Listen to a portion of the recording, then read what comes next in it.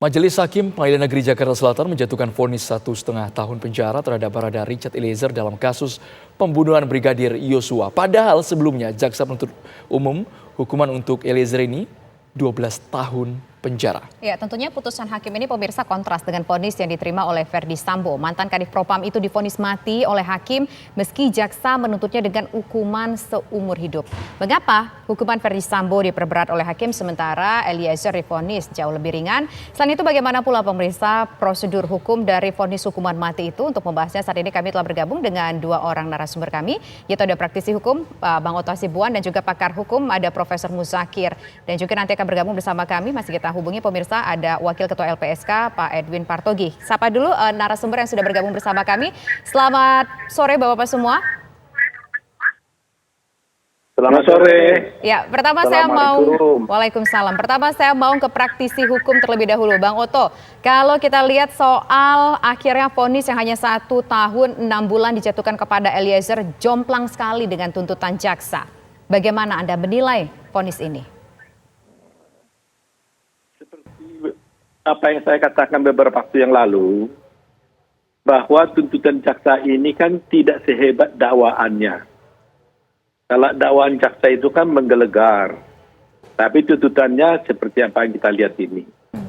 Jadi terus terang aja memang yang harus kita pertanyakan adalah dan harus kita lihat kinerjanya, kenapa sampai jaksa melakukan hal-hal seperti ini.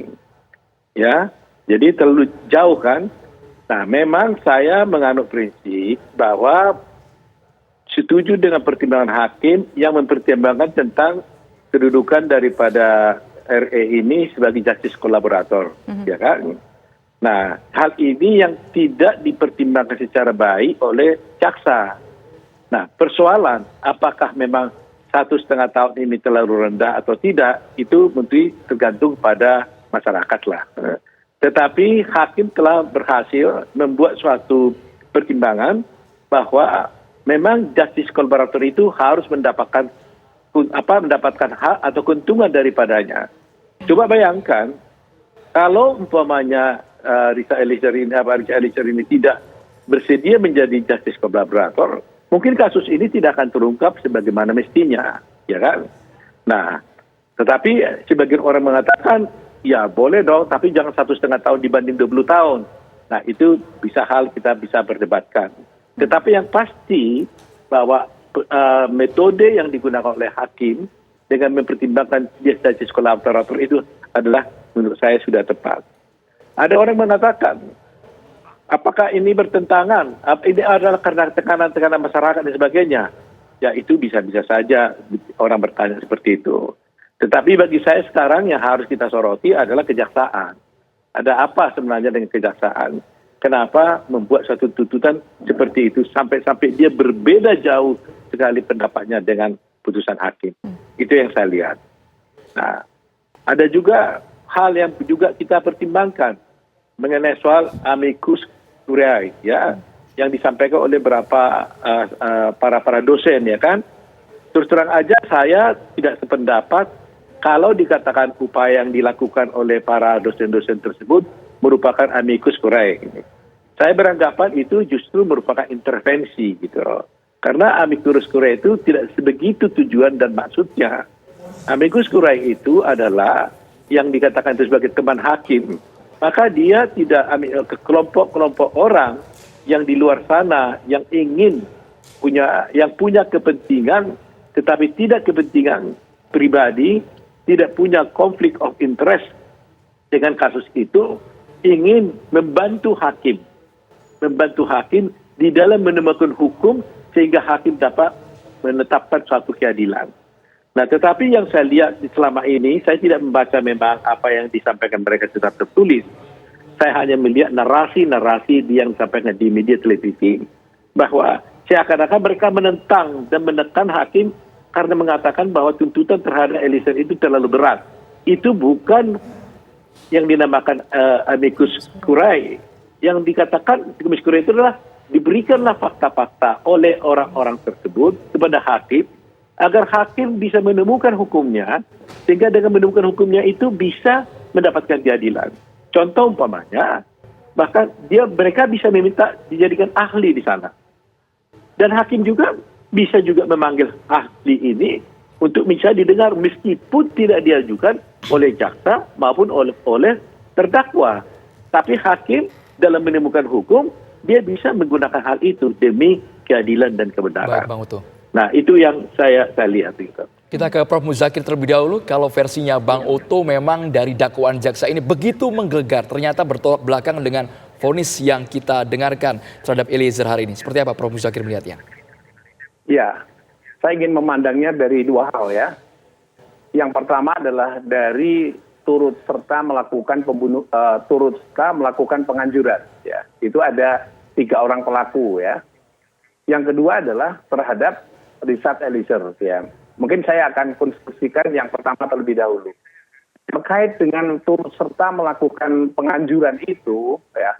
Kalau jaksa kemarin parameternya adalah hanya 8 tahun dan dinaikkan yang begitu drastis seperti yang disampaikan Pak Oto tadi, itu menjadi 20 tahun, 15 tahun, dan 13 tahun. Ya. Saya kira itu benar, saya setuju kalau itu harus dievaluasi terlebih dahulu.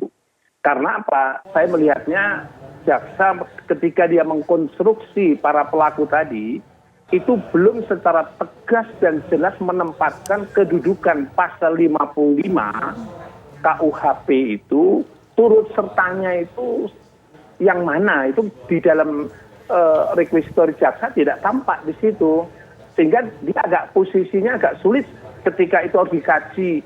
Dia itu sebagai turut serta melakukan tindak pidana yang masuk kategori penganjuran, atau dia melakukan turut serta melakukan tindak pidana eksekusinya, melakukan tindak pidananya.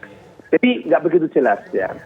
Ya, saya kira itu saya setuju dengan pendapat Pak Oto yang harus dikonstruksi bahwa jaksa harus evaluasi di situ. Kalau nanti menggunakan pasal 55 itu harus tegas jelas dia sebagai turut serta yang mana gitu. Terkait yang kedua, ini menjadi masalah ya. Ketika jaksa menuntut 12 tahun kepada Richard Eliezer, saya juga merasionalisasi pendapat saya terkait dengan prinsip di dalam hukum pidana bahwa 12 tahun.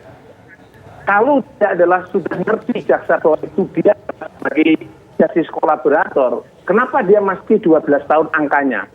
Nah, kekurangan jaksa pada saat itu adalah tidak menjelaskan bahwa 12 tahun itu ringan dari ukuran yang berbeda. Harusnya dia menjelaskan, ringan 12 tahun itu seharusnya dia adalah seumur hidup sama dengan pelaku penganjur, misalnya begitu. Karena dia justice kolaborator, maka kami turunkan menjadi 12 tahun. Gitu. Jadi ada parameternya. Ini juga majelis hakim, parameternya juga nggak begitu jelas. Kalau hakim tadi sudah menyebutkan bahwa dia menggunakan bahwa dia adalah justice kolaborator, maka hukumannya ringan.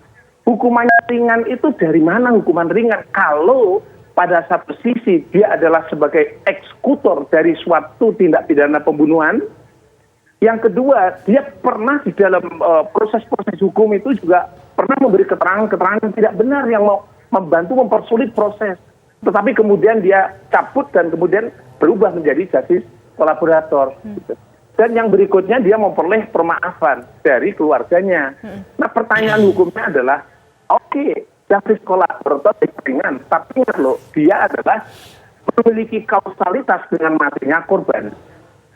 Oleh sebab itu, ini hakim menurut saya belum memberi penjelasan kepada publik ukurannya 1,5 tahun itu dari mana begitu. Ingat loh, matinya korban disebabkan karena perbuatan yang bersangkutan.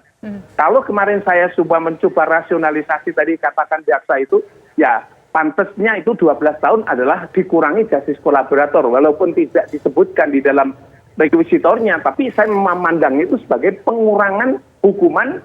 Seharusnya dia maksimum hukuman, tapi kemudian dikurangi menjadi 12 tahun. Jadi itu cuma nggak disebutkan di dalam rekuisitornya. Nah sekarang hakim itu menurunkan kembali menjadi 1,5 tahun. Ini ukurannya dari mana?